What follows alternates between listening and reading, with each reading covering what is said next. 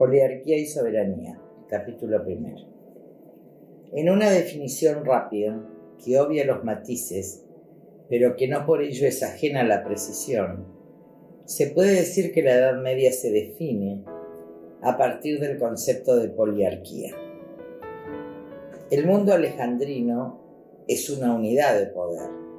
Estoy hablando, obviamente, de Alejandro Magno. Si se quiere entender la razón por la cual Jesucristo es esencialmente un cosmopolita, se debe entender que el mundo alejandrino es una unidad de poder. Ese es el tiempo en que nace Cristo. La Edad Media, por el contrario, es un reino de unidad de poder y de una notable diversidad de culturas. De hecho, el Imperio Romano es la máxima unidad de poder conocida en todos los territorios. Pero cuando el Imperio Romano de Occidente cae y le sobrevive el Imperio Romano de Oriente, comienza la Edad Media. ¿Qué es, pues, una poliarquía? Es una suma de poderes, una superposición de capas de poderes. Este poder encuentra sustentación en la propiedad de la tierra, y los propietarios de la tierra son los señores feudales. Resulta necesario reflexionar en torno a este tema por una sencilla razón, porque el mundo contemporáneo es poliárquico. Vale decir, en el mundo contemporáneo no existe la unidad de poder. La Iglesia, que es uno de los poderes del Imperio Romano de Occidente, comienza a establecer normas definidas y determinadas. Entre ellas, una de las más significativas va a ser el celibato. El celibato es al menos dos cosas: un mecanismo cultural y una decisión de carácter político. ¿Por qué? Precisamente porque el poder está ligado como concepto y como praxis a la propiedad de la tierra. Que aquello que necesita la Iglesia romana es acumular poder a través de la posesión de tierras. Por lo tanto, llama a la familia católica a entregar sus hijos mayores al seno de la Iglesia, a la comunidad eclesiástica. Pero este gesto de convocatoria esconde una finalidad. La Iglesia no exhorta a las familias a entregar a cualquier hijo, sino específicamente a los primogénitos varones. ¿Y quiénes son los primogénitos varones? Aquellos que van a heredar. De este modo, la Iglesia se convierte en la mayor propietaria feudal de la historia, de la humanidad, en un tiempo en que Dios no era un rito meramente formal o simbólico, sino una presencia real, experiencial, para muchísimas personas. Este concepto de Dios como presencia real, vigilante, concreta, se halla íntimamente ligado a una característica de la Edad Media como período histórico. Es un período rico en fiestas, en risas y en celebraciones populares. Es justamente esta risa la que aligera el peso de los mandamientos, la gravedad de la observancia, la férula de las penitencias. ¿Qué es la institución del carnaval sino un permiso para la risa y para la sátira? El carnaval es la fiesta de la inversión. El varón se puede disfrazar de mujer, el ama de casa de Bataclana, el blanco de negro. Es un paréntesis al denuedo cotidiano. Es la fiesta rabelesiana por excelencia, la sede de la exageración, la sátira, la caricatura. No en vano, el célebre crítico Mijaíl Batkin define a la literatura de Rabelais, donde todo es pantagruélico, deforme, extraordinario, como una operación de carnavalización, donde todo está permitido.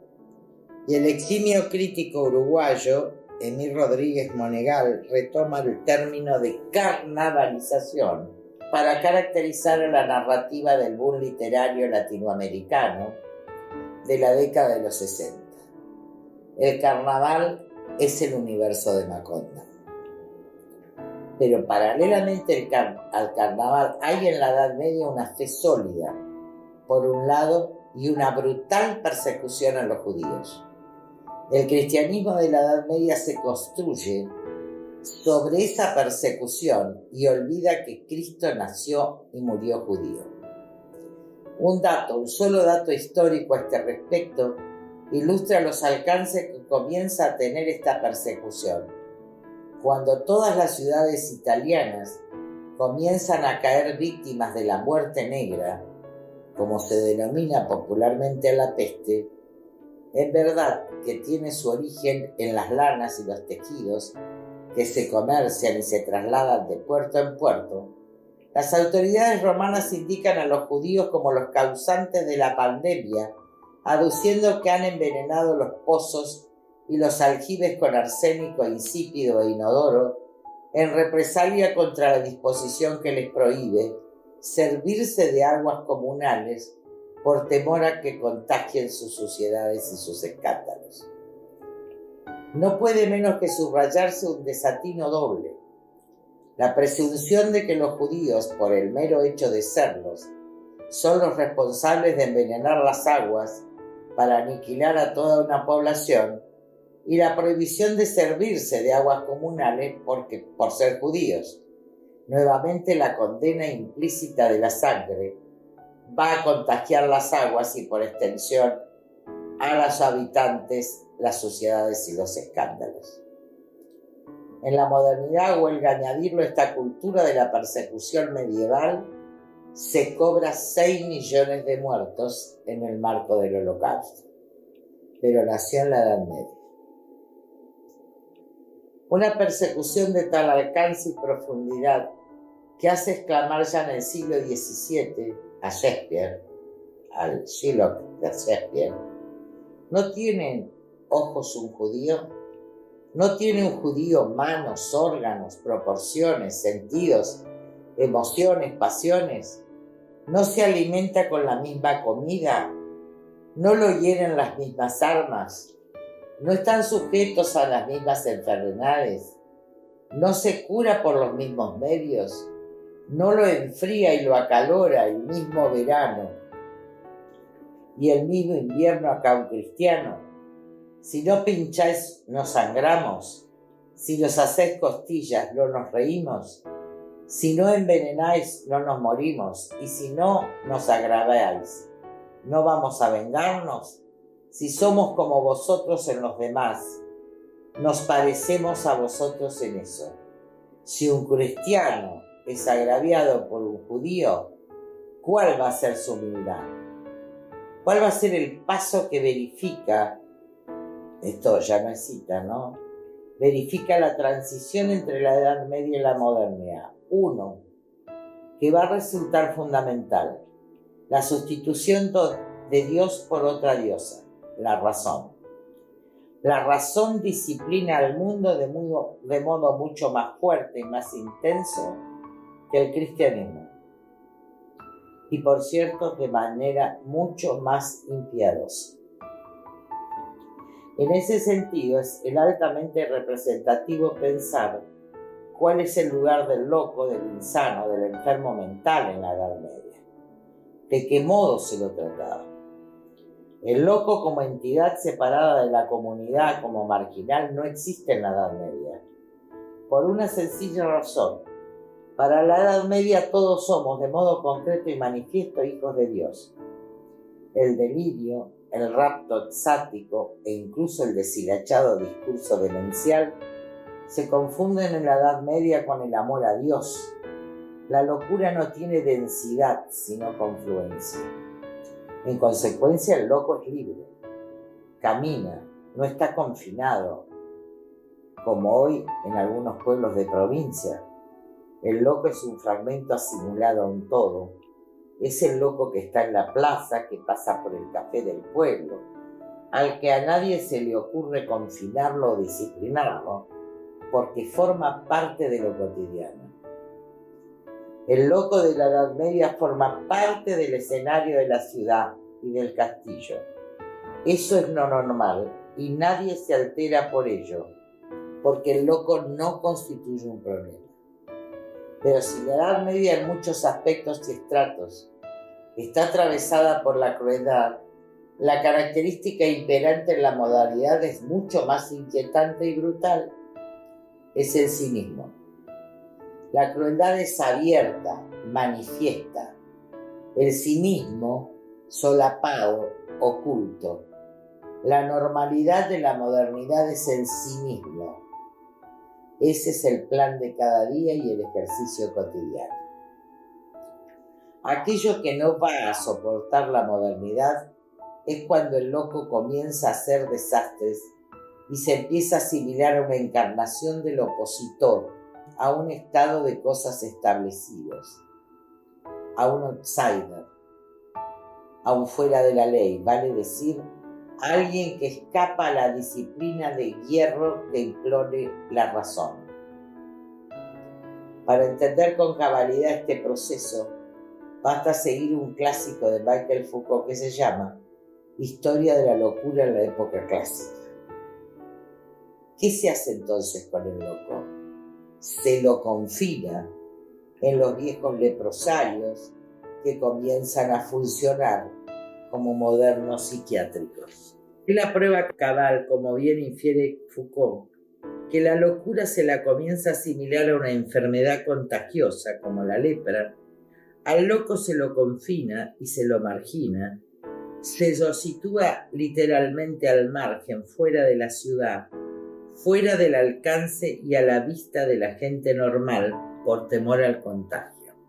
El loco puede ser la lucidez y por eso hay que aislarlo.